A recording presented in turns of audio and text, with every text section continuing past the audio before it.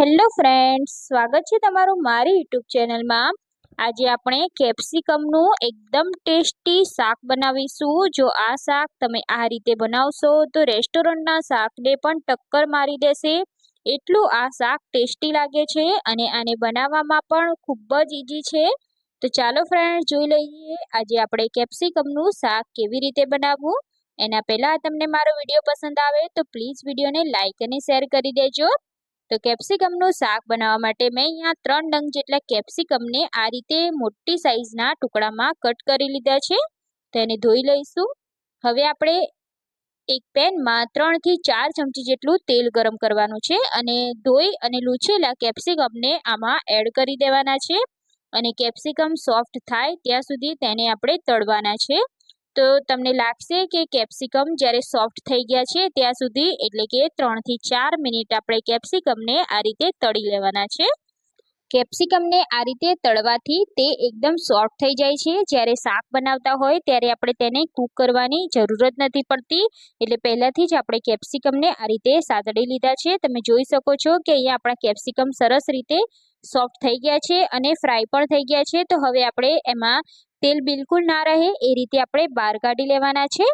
તો હવે આપણે તે જ તેલમાં શાકનો વઘાર કરવાનો છે। તો સૌથી પહેલાં આપણે 1 ચમચી જીરું એડ કરી દઈશું। જીરું સાતડાય એટલે આપણે તેમાં મીડિયમ સાઇઝની ડુંગળીને એકદમ ઝીણી સમારી લીધી છે તો એ એડ કરી દઈશું અને ડુંગળીને આપણે સાતડી લેવાની છે। ડુંગળીનો કલર હલકો એવો ચેન્જ થઈ જાય ત્યાં સુધી આપણે તેને સાતડી લઈશું। તો અહીંયા આપણી ડુંગળી સરસ એવી સતળાઈ ગઈ છે। હવે આપણે તેમાં આદુ, લસણ અને મરચાંની 1 ચમચી જેટલી પેસ્ટ એડ કરીશું અને એને પણ આપણે ડુંગળી સાથે સાતડી લેવાની છે। તો હવે આપણે એમાં 1 ચમચી બેસન એડ કરીશું। તો આ રીતે બેસનને તમે વઘારમાં જ એડ કરી અને તેને શેકશો તો બેસનનો ખૂબ જ સરસ એવો ટેસ્ટ આવશે, જે શાકમાં ખૂબ જ સરસ એવો ફ્લેવર આપશે। તો બેસનને પણ આપણે આ રીતે ડુંગળીમાં એડ કરી અને સાતડી દઈશું અને એની કચાશ દૂર થઈ જાય ત્યાં સુધી આપણે તેને હલાવતા જવાનું છે। એના બિલકુલ લમ્સ ના બને એ રીતે આપણે એને હલાવી લેવાનું છે।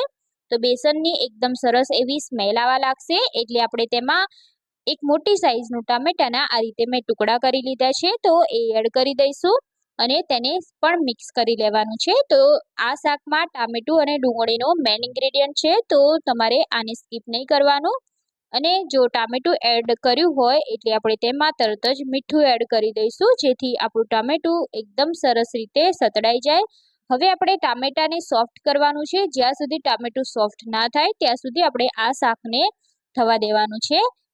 તો મેં અહીંયા 3 થી 4 મિનિટ જેવું શાકને આ રીતે સોતે કરી લીધું છે। હવે આપણે તેમાં મસાલા એડ કરીશું। તો મેં અહીંયા અડધી ચમચીથી ઓછી હળદર, 1 ચમચી લાલ મરચું પાવડર, 1 ચમચી ગરમ મસાલો અને 1 ચમચી ધાણા જીરું પાવડર એડ કર્યો છે।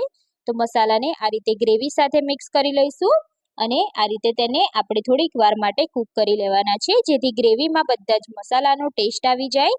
તો મસાલા આપણા બળી ના જાય એ માટે આપણે 3 ચમચી જેટલું પાણી એડ કર્યું છે અને હવે આપણે થોડીક વાર ગેસ પર એને થવા દઈશું। તો ગ્રેવી અહીંયા આપણી એકદમ સરસ ઘટ થઈ ગઈ છે અને કૂક પણ એકદમ સરસ થઈ ગઈ છે। તો હવે આપણે ગેસની ફ્લેમને બંધ કરી દેવાની છે અને મેં અહીંયા 1/4 કપ જેટલું દહીં લીધું છે, જેને મેં ફેટી લીધું છે તો એ એડ કરી દઈશું અને એમાં થોડું પાણી એડ કરી દહીં સાથે આપણે મિક્સ કરી લેવાનું છે। તો આ શાકમાં દહીં એડ કરવાથી શાકનો ટેસ્ટ ખૂબ જ સરસ એવો આવશે અને ટેસ્ટ એટલો વધી જશે કે તમે એકવાર બનાવશો તો વારે વારે બનાવશો। પંજાબી શાકથી પણ ટક્કર મારે એવી આ ગ્રેવી થવાની છે। તો દહીં એડ કરતી ટાઈમે મેં ગેસની ફ્લેમ બંધ કરી દીધી છે અને હજી પણ ગેસની ફ્લેમને બંધ જ રાખવાની છે। જ્યાં સુધી આપણે દહીંને સરસ મસાલા સાથે મિક્સ ના કરી લઈએ ત્યાં સુધી આપણે ગેસની ફ્લેમને બંધ રાખીશું। તો ટોટલ 2 મિનિટ જેટલી આપણે ગેસની ફ્લેમને બંધ રાખીશું, જેથી તેનું ટેમ્પરેચર અહીંયા ડાઉન થઈ ગયું છે। હવે આપણે ગેસની ફ્લેમને ઓન કરીશું અને હવે ગ્રેવીને આપણે કૂક કરવાની છે। તો ફરીથી ઢાંકણ ઢાંકી દેવાનું છે અને ગ્રેવીને આપણે ચડવા દેવાની છે। તો મેં અહીંયા ઢાંકણ ઢાંકી દીધું છે। ટોટલ 4 થી 5 મિનિટ જેવું થઈ ગયું છે અને અહીંયા તમે જોઈ શકો છો કે આપણી ગ્રેવી એકદમ સરસ રીતે ઘટ થઈ ગઈ છે અને કૂક પણ થઈ ગઈ છે। અહીંયા તમારે કોઈ પણ મસાલા ટેસ્ટ કરી લેવાના, જો ઓછું લાગે તો તમે એડ કરી શકો છો। તો બધા ટેસ્ટને બેલેન્સ થાય એ માટે મેં અહીંયા 1 ચમચી જેટલી ખાંડ એડ કરી દીધી છે અને અડધી ચમચી જેટલી કસ્તુરી મેથી એડ કરી દેવાના છે। તો સરસ રીતે બંનેને મિક્સ કરી લઈશું. તો ખાંડ એડ કરવી ટોટલી ઓપ્શનલ છે, પણ બધો સ્વાદ એકદમ સરસ બેલેન્સ થઈ જશે, એટલે ખાંડ આપણે થોડી તો એડ કરીશું જ. હવે આપણે ગ્રેવીને અહીંયા કૂક કરી લીધી છે. હવે આપણે જે કેપ્સિકમને તળીને રાખ્યા છે એને આપણે એડ કરી દેવાના છે અને કેપ્સિકમ સાથે ગ્રેવીને મિક્સ કરી લેવાની છે. તો આ ગ્રેવીને તમે કોઈ પણ શાકમાં આ રીતે ગ્રેવી કરી લેશો તો શાકનો ટેસ્ટ ખૂબ જ વધી જશે. તો અહીંયા આપણે કેપ્સિકમ સાથે ગ્રેવીને મિક્સ કરી લીધી છે. હવે આપણે કેપ્સિકમમાં બધી જ ગ્રેવીનો ટેસ્ટ આવી જાય એ માટે ફરીથી ઢાંકણ ઢાંકી દેવાનું છે અને 5 મિનિટ જેવું આપણે એકદમ સ્લો ગેસ પર થવા દેવાનું છે. તો ટોટલ 5 મિનિટ જેવું થઈ ગયું છે અને અહીંયા તમે જોઈ શકો છો કે આપણું શાક એકદમ સરસ રીતે ચડી ગયું છે અને શાક પણ બનીને તૈયાર થઈ ગયું છે.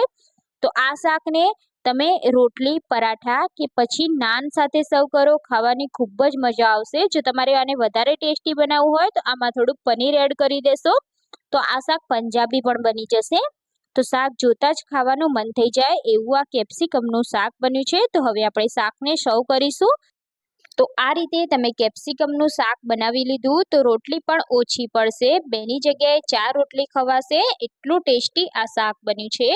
તો તમે પણ ફ્રેન્ડ્સ આ રેસીપી ટ્રાય નથી કરી તો એકવાર મારી રેસીપીથી જરૂરથી ટ્રાય કરી લેજો. સાચે જ આ શાક બહુ જ ટેસ્ટી લાગે છે અને બનવામાં પણ બહુ ઇઝી છે.